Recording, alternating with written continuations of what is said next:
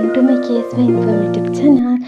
ಯಾರಾದರೂ ನನ್ನ ಚಾನಲ್ನ ಸಬ್ಸ್ಕ್ರೈಬ್ ಮಾಡ್ತೀರಿ ನೋಡ್ತಾ ಇದ್ದರೆ ಪ್ಲೀಸ್ ಒಂದು ಸಬ್ಸ್ಕ್ರೈಬ್ ಮಾಡಿಕೊಡಿ. ಬಿಸಿ ಬಿಸಿ ಮುದ್ದೆಗೆ ಮಟನ್ ಸಾಂಬಾರು ಇದ್ದರೆ ಎಷ್ಟು ಚೆನ್ನಾಗಿರುತ್ತೆ, ಜಾಸ್ತಿನೇ ಊಟ ಮಾಡ್ಬೋದು ಅಲ್ವಾ. ಹಾಗಾಗಿ ನಾನು ಇವತ್ತು ಮಟನ್ ಸಾಂಬಾರನ್ನ ಟೇಸ್ಟಿಯಾಗಿ ಉಡುಪಿ ಸ್ಟೈಲಲ್ಲಿ ಯಾವ ರೀತಿ ಮಾಡ್ಬೋದು ಅಂತ ನಾನು ಹೇಳ್ಕೊಡ್ತೀನಿ.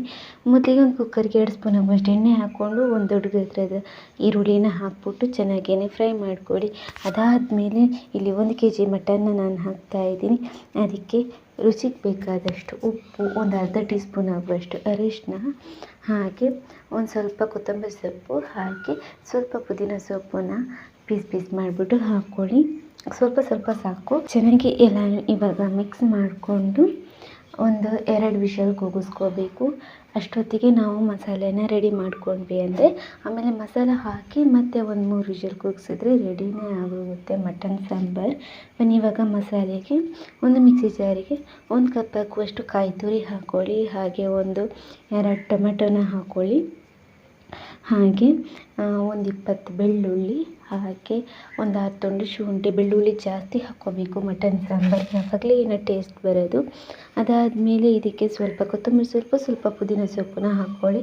ಹಾಗೆ 1 ಸ್ಪೂನ್ ಆಗುವಷ್ಟು ಗಸಗಸೆ, 2 ಚಕ್ಕೆ, 2 ಲವಂಗ, 2 ಏಲಕ್ಕಿ, ಹಾಗೆ 1 ಈರುಳ್ಳಿ, ಹಾಗೆ 2 ಕಾಯಿ ಮೆಣಸನ್ನ ಹಾಕ್ಕೊಳ್ಳಿ. 1 ಟೀ ಸ್ಪೂನ್ ಆಗುವಷ್ಟು ಅಚ್ಚ ಖಾರದ ಹುಡಿ, 1 ಟೀ ಸ್ಪೂನ್ ಆಗುವಷ್ಟು ಧನಿಯಾ ಹುಡಿ, ಹಾಗೆ 1 ಟೀ ಸ್ಪೂನ್ ಆಗುವಷ್ಟು ಗರಂ ಮಸಾಲ ಹುಡಿನ ಹಾಕ್ಕೊಂಡು ನೀರು ಹಾಕಿ ನುಣ್ಣಗೆ ರುಬ್ಕೋಬೇಕು.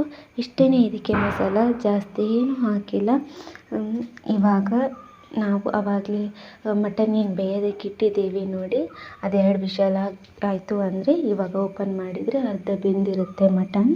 ಇವಾಗೆಲ್ಲನೂ ಒಂದು ಸರ್ತಿ ತಿರುಗಿಸ್ಕೊಂಡು ಇವಾಗ ನಾವು ಆವಾಗಲೇ ಮಸಾಲೆ ರೆಡಿ ಮಾಡಿ ಇಟ್ಕೊಂಡಿದ್ದನ್ನು ಹಾಕ್ಕೊಂಡು ಚೆನ್ನಾಗಿ ಒಂದು ಸಲ ಮಿಕ್ಸ್ ಮಾಡಬೇಕು.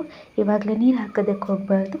ಚೆನ್ನಾಗಿ ಒಂದು ಸಲ ಮಿಕ್ಸ್ ಮಾಡಿ ಒಂದು 5 ನಿಮಿಷ ಚೆನ್ನಾಗಿ ಅದರಲ್ಲಿ ಬೇಯಬೇಕು. ಅಷ್ಟೊತ್ತಿಗೆ ಇವಾಗ 1 ಲೋಟ ನೀರು ಹಾಕ್ಕೊಂಡು ಮತ್ತು ಚೆನ್ನಾಗಿ ಮಿಕ್ಸ್ ಮಾಡಿ ರುಚಿಗೆ ಉಪ್ಪು ಇನ್ನು ಬೇಕಾಗುತ್ತಾ ಅಂತ ನೋಡಿಕೊಂಡು ಅದಾದಮೇಲೆ ಇವಾಗ 3 ವಿಷಲ್ ಕೂಗಿಸ್ಕೊಂಡ್ರೆ ಆಯಿತು. ಸೂಪರಾಗಿರುವಂಥ ಉಡುಪಿ ಸ್ಟೈಲಲ್ಲಿರುವ ಮಟನ್ ಸಾಂಬಾರು ರೆಡಿ ಆಗೋಗುತ್ತೆ. 3 ವಿಷಲ್ ಆದಮೇಲೆ ತೆಗೆದು ಕೊನೆಯದಾಗಿ ಕೊತ್ತಂಬರಿ ಸೊಪ್ಪು ಕಟ್ ಮಾಡಿಬಿಟ್ಟು ಮೇಲ್ಗಡೆ ಸೇರಿಸಿದರೆ ಬಿಸಿ ಬಿಸಿ ಮುದ್ದೆಗೆ ಮಟನ್ ಸಾಂಬಾರು ರೆಡಿ. ನೀವು ಮನೆಯಲ್ಲಿ ಟ್ರೈ ಮಾಡಿ, ಅನ್ನಕ್ಕೂ ಸೂಪರಾಗಿರುತ್ತೆ.